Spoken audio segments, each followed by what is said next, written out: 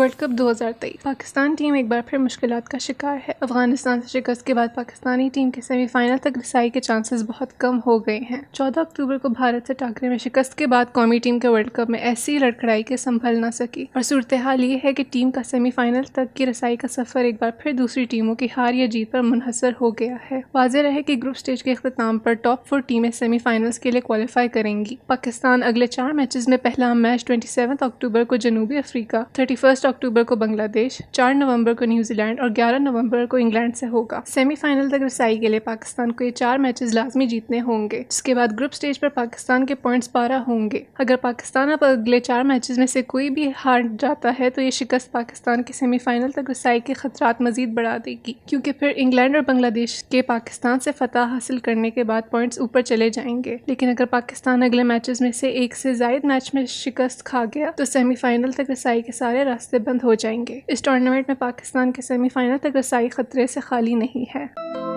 مزید ایسی ویڈیوز دیکھنے کے لیے ہمارے چینل کو سبسکرائب کریں اور بیل آئیکن کو دبانا نہ بھولیں۔